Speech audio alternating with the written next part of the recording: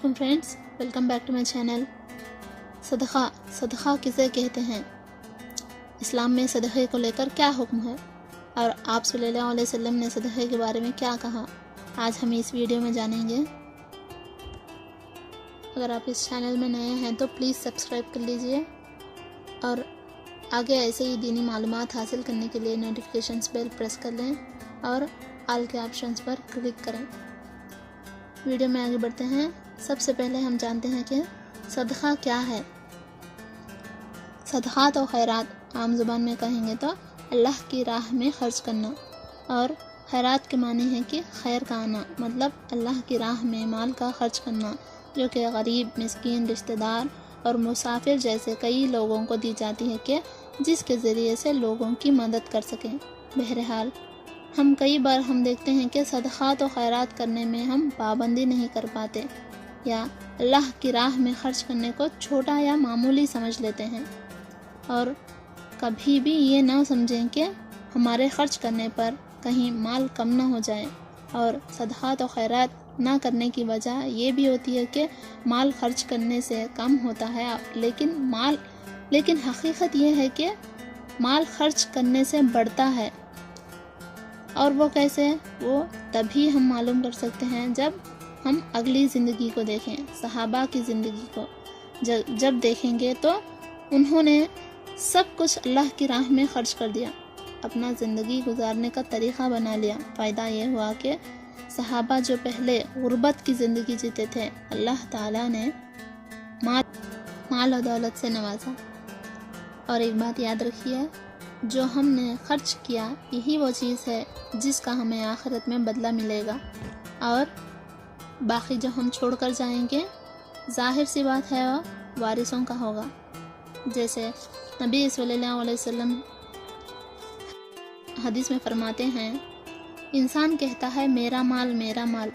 नबी करीम सल्लल्लाहु अलैहि वसल्लम फरमाते हैं, इंसान का माल वो जो उसने खाया और ज़ाया किया, जो पहना और फाड़ दिया, और जो अल्लाह की राह में ख़र्च कर दिया।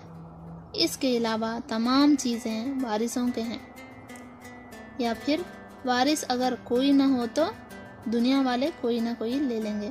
मतलब हमारा सिर्फ वो है जो हमने खाया या ज़ाया किया या पहना या फाड़ दिया। और जो माल हम छोड़ कर जाते हैं कभी कभार तो वो झगड़े का घर बन जाता है।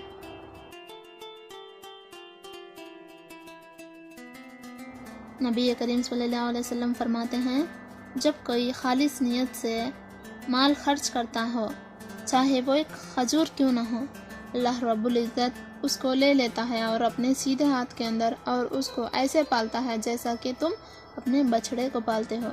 और रोज़ क़यामत के दिन वो एक खजूर एक बहुत बड़ा ज़ख़ीरा बन जाएगा, इसलिए कि अल्लाह ताला ने संभाल के रखा उसको। याद रखिए, अल्लाह की राह में ख़र्च किया जाने वाला, खालिस नियत से खर्च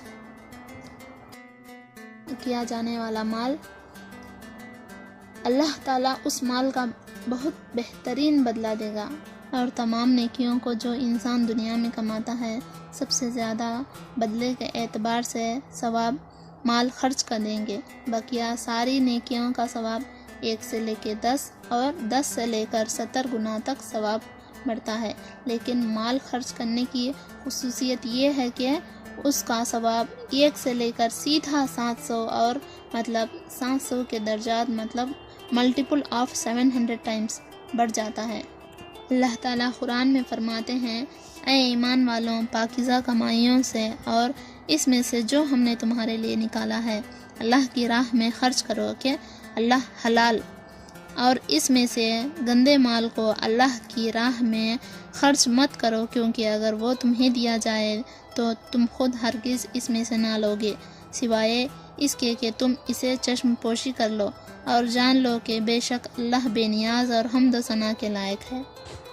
यहाँ अल्लाह फरमाते हैं, वो माल खर्च करो जो तुम खुद अपने लिए, अपने नफ्स के लिए पसंद करते हो। लेकिन हमारे समझ में एक तसव्वुर बना हुआ है कि माल खर्च करने या किसी चीज़ को देना हो तो वो तसव्वुर ये है कि हालांकि इसमें भी नेकी है, लेकिन ये वो चीज़ नहीं है जो अल्लाह ताला को مستحق ہے کہ وہ کیا ہے جب میرے کپڑے پرانے ہو گئے اور میں کسی کو دینا چاہتا ہوں، حالانکہ اسے بھی مدد ہوتی ہے، لیکن یہ وہ چیز نہیں ہے جو مطلوب ہے، حالانکہ جو خود استعمال کرنا پسند کرتے ہو اس میں سے دو تو افضل ہے۔ اور جب خرچ کرنے کی بات آتی ہے تو یہ ایک چیز ذہن میں آتی ہے اور وہ شیطان ڈالتا ہے۔ وہ کیا ہے کہ خرچ مت کرو، خرچ کرنے سے کیا ہوگا، تمہارا مال کم ہوگا، تم غریب ہو سکتے ہو۔ یہ شیطان کا ڈالا ہوا ڈر ہے۔ شیطان تمہیں روکنے کے لیے تنگ دستی کا خوف دلاتا ہے اور فاحش کا حکم دیتا ہے، اور اللہ تم سے وعدہ کرتے ہیں خرچ کرے تو مغفرت کرے گا اور اپنا فضل دوں گا اگر تم فاحش سے بچو گے، اور اللہ جو ہے خوب جاننے والا ہے۔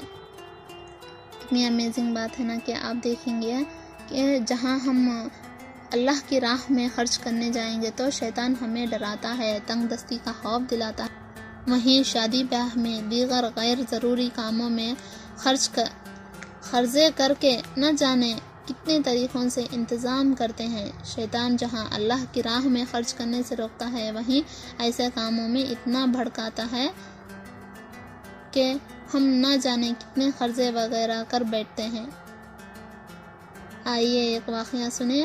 اسماء رضی اللہ عنہا کہتی ہیں، صحیح بخاری کی حدیث ہے کہ ایک مرتبہ نبی کریم صلی اللہ علیہ وسلم نے پوچھا کہ میرے پاس صدقہ کرنے کے لیے کچھ بھی نہیں سوائے اس کے کہ جو زبیر رضی اللہ عنہ گھر لے آتے ہیں، اب میں کیا کروں؟ آپ صلی اللہ علیہ وسلم فرماتے ہیں کہ تم خرچ کیا کرو، گن گن کر نہ رکھا کرو کہ تمہیں بھی گن گن کر دیا جائے گا۔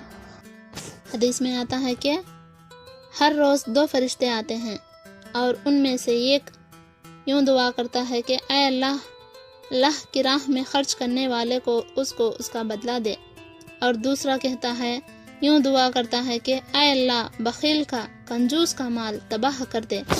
اور یہ روز ہوتا ہے، اور یہ ہم پر ہے کہ ہمیں کس دعا میں شامل ہونا ہے، یا دعا میں شامل ہونا ہے یا بددعا میں۔ اب اصل صدقہ کیا ہے، بڑا صدقہ کیا ہے، کبیرہ صدقہ کیا ہے؟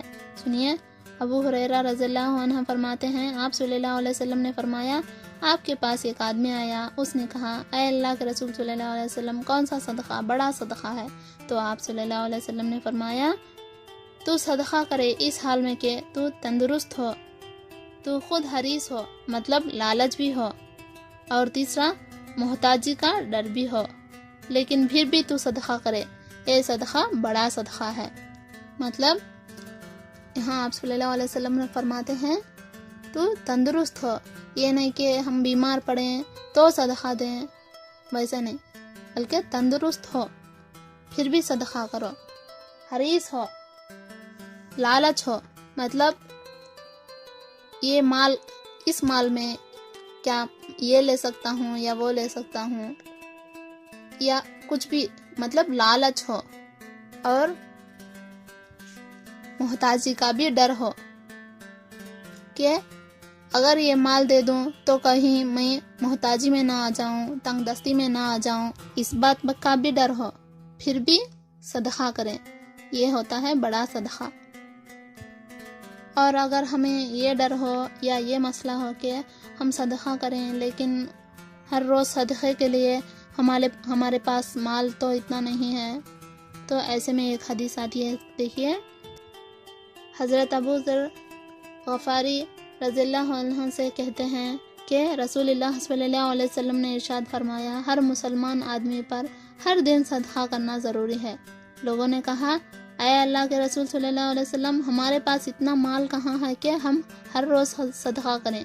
آپ صلی اللہ علیہ وسلم نے فرمایا کہ صدقہ کرنے کے ذرائع